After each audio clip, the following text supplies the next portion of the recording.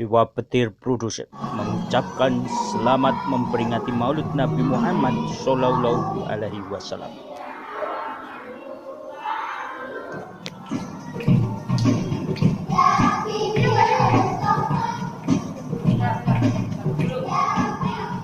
Oh, kemarin kan Mela sama Siva nggak berangkat ya?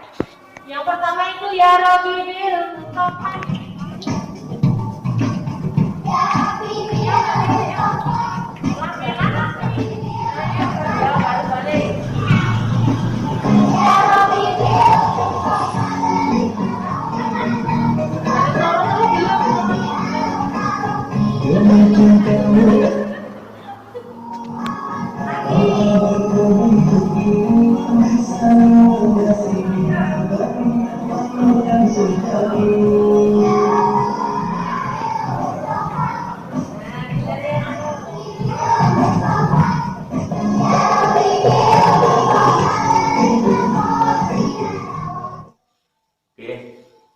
Assalamualaikum warahmatullahi wabarakatuh, Sobat Dewa Petir Production.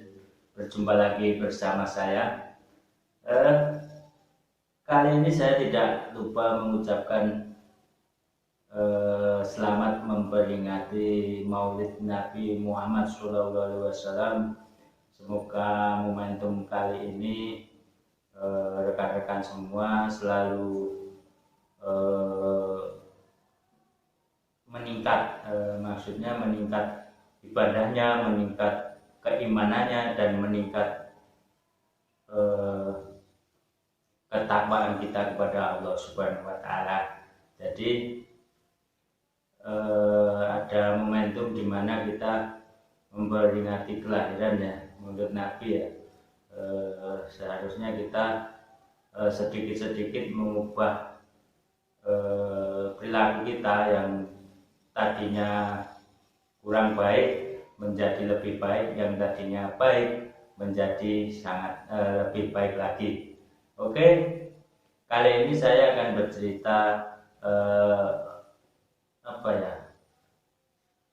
suatu saat ketika perjuangan saya dan teman saya dengan keadaan yang pas-pasan berziarah ke makam waliullah, yaitu Wali Songo, ke mana, Demak ya, Sunan Kalijogo ya, di Demak itu. Suatu ketika teman kerja saya yang baru kenal beberapa minggu mengajak saya, ayo nyelengi yuk, siswa harus melumpuk tinggu siaran yang Demak. Demak ini sopo? Saya tanya seperti itu sama teman saya. Yang Demak ini neng makam Wali Songo, neng Sunan Kalijogo, gitu katanya teman saya. Singkat cerita, saya mengiyakan aja. Itu terjadi tahun berapa? Mungkin 2007 atau sekitaran 2006, 2007 sekitar itu. Tiap hari itu ngumpulin uang berapa ribu, 3.000 atau berapa gitu. Setiap harinya ngumpulin berdua. Jadi tiap hari itu menabung 3.000 rupiah per hari. Kemudian teman saya itu baru dapat beberapa minggu itu tidak sabar, sudah pengen ngajak berangkat. Baru dapat 3 minggu, uangnya belum terkumpul. Sedangkan teman saya itu kalau tiap hari itu nggak mesti ngasih 3.000, kadang tidak ngasih. Terus baru 3 minggu itu ngajak berangkat ke Demak itu. Ya akhirnya saya iyakan aja. Pada hari Ahad akhirnya berangkat dari Jogja itu.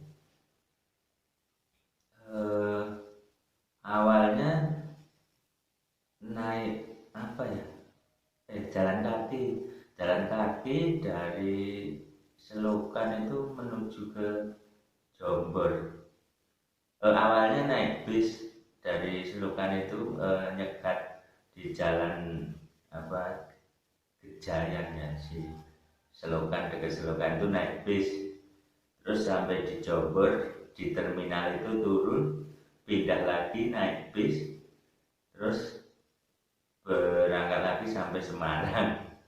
Sampainya di Semarang, berangkatnya dari Jogja itu habis sholat subuh itu, terus berangkat dengan niat yang nekat itu, nekat ya.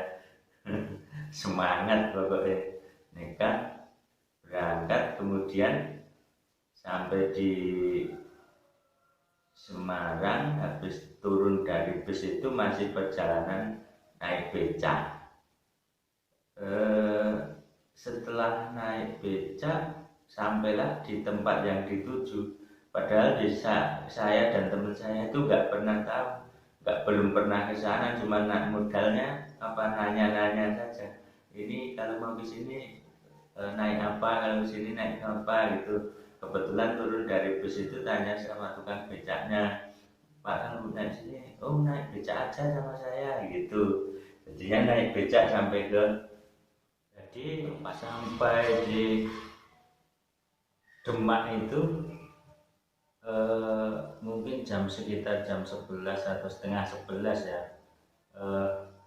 Zaman dulu itu kok ya tidak inisiatif makan jajan atau gimana gitu ya, jadi perutnya itu lapar ya, puasa itu wah sangat parah sekali ya.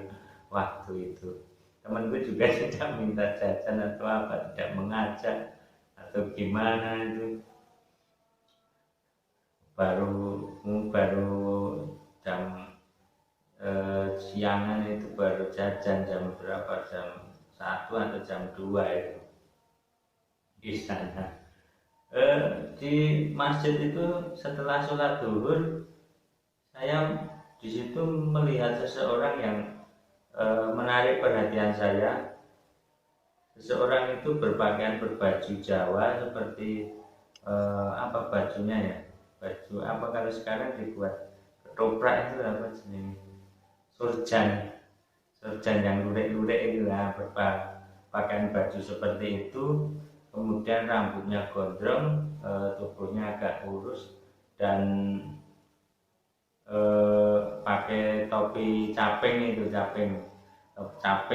mungkin dia seorang apa ya, petualang apa ya cara bahasanya, seorang pengembara. Nah, mungkin dia seorang pengembara yang baru ngelakoni cara Jawa nih ya, baru apa ya, yang ngelakoni itu baru ngelakoni.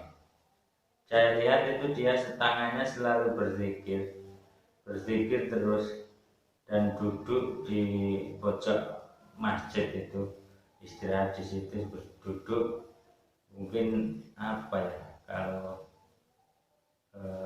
duduk diam di masjid itu berzikir di situ ya, mungkin ngelakoni mungkin.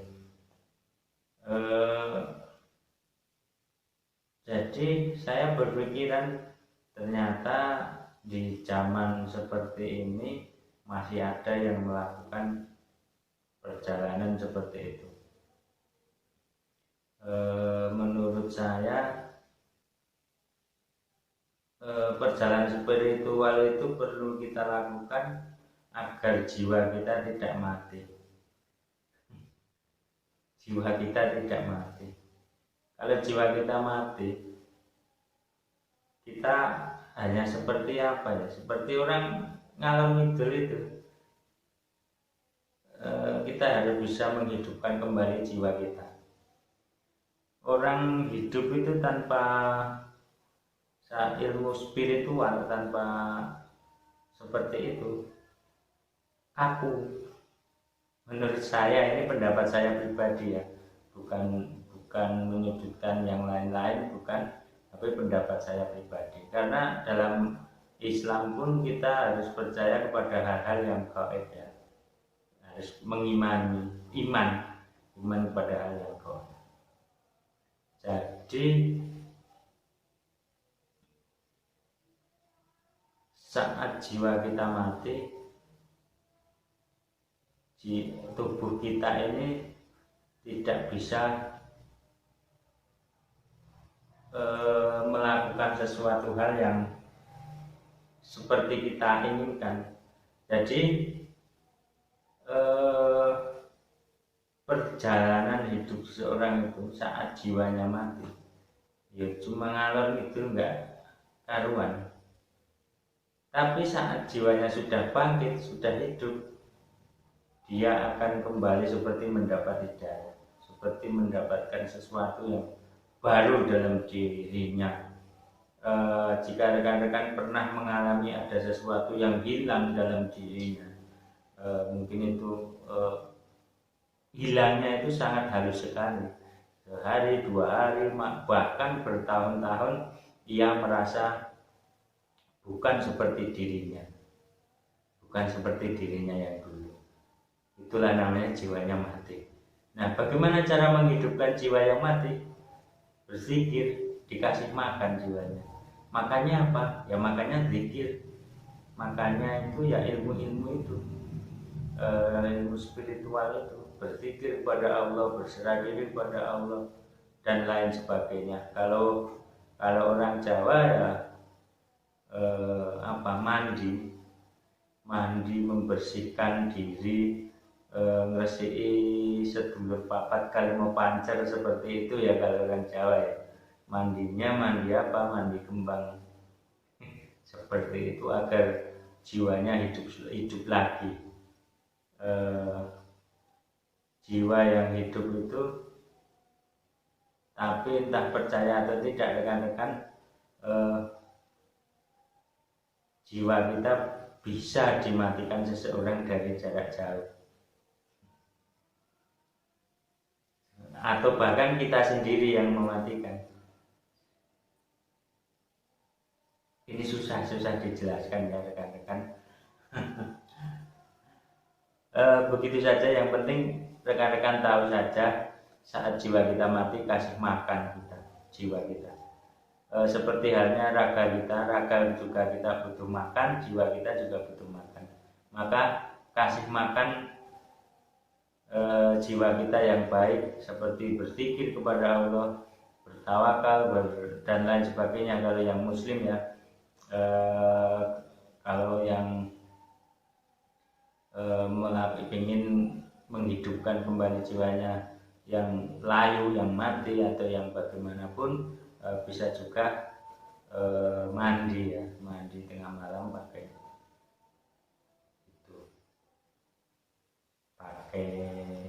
bunga, benar-benar segar sekali. Nanti jiwanya akan hidup, jiwanya akan benar-benar hidup. Anda akan kaget dengan sedikit doa para wali mungkin, atau sebelumnya saya juga tidak tahu. Dengan doa itu jiwa Anda akan bersemangat lagi dan jiwa Anda akan hidup lagi. Percaya pada saya. Kalau Anda sekarang, panjenengan sekarang jiwanya apa ya cuma seperti itu, merasa bukan diri saya. Nah, seperti itu.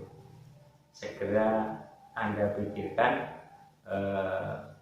ya cara singkatnya kalau seorang muslim ya berdoa dan berzikir dan lain sebagainya. Tapi kalau tidak bisa menemukan jiwamu itu, kamu akan segera tertindas. Kamu akan tenggelam dalam kehidupan ini. Tidak. Iya, karena saya sendiri mengalaminya dan saya tidak susah menjelaskannya ya. Dan itu terjadi bertahun-tahun, bukan hanya sehari 2 hari. Jiwa dan suatu saat jiwamu juga akan bangkit. Seperti halnya jiwa saya bangkit dari tidur. Seperti itu. Setelah selesai berdoa dan lain sebagainya, pengen membeli sebuah cendramata, dan apa ya yang saya beli dan teman saya itu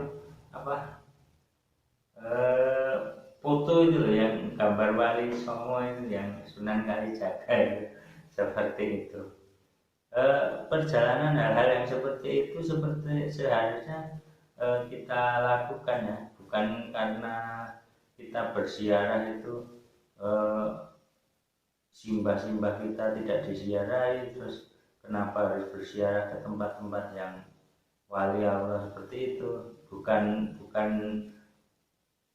karena faktor seperti itu, tapi kita itu menghargai, menghormati penyebar agama Islam pada zaman dahulu yang masuk di sini, dan mendoakannya biar apa yang ia perjuangkan itu selalu bisa ya seperti hasilnya seperti hari ini. Kita seorang muslim bebas menjalankan ibadah, begitu juga seorang non muslim pun bebas menjalankan ibadah. Hasil perjuangan para wali-wali Allah yang dulu mungkin ya. Begitu dalam apa yang saya bicarakan, saya juga pikiran saya juga mungkin belum sampai. Kita bicarakan yang ringan-ringan saja. Dan setelah ziarah itu akhirnya kita putuskan pulang. Pulang sampai di terminal Jombor itu udah malam sekali, jam berapa ya, sekitar habis isya mungkin. Kemudian capek sekali, masih jalan sekitar 4 kiloan lebih, mungkin 4 kilo kalau di jam ya jalannya sekitar 1,5 jam mungkin ya, soalnya jauh. Dari terminal Jombor itu jalan terus ke timur nurut ring road itu, kemudian ke selatan sampai Selokan. Jadi selatan Selokan situ kerjanya dulu. Wah, sangat jauh sekali. Jadi hikmah dari perjalanan itu apa? Kita perlu melakukan hal seperti itu. Diri kita itu perlu ya karena rutinitas yang gitu-gitu aja, kita harus bisa melewati satu rutinitas yang tidak seperti itu. Jadi lompat ke rutinitas yang lain, yang agar pikiran kita itu lebih fresh, pikiran kita tidak terfokus pada hal yang satu itu lagi. Jadi kita perlu melakukan hal seperti itu. Pak Dewa Bentir Production masih bersama saya. Semoga apa yang saya sampaikan ini menginspirasi rekan-rekan semua agar tidak berdiam diri saja di rumah, melakukan aktivitas yang manfaat bagi diri kita sendiri, mungkin juga bagi orang lain. Oke, seperti itu yang bisa saya sampaikan. Akhir salam. Wassalamualaikum warahmatullahi wabarakatuh. Salam.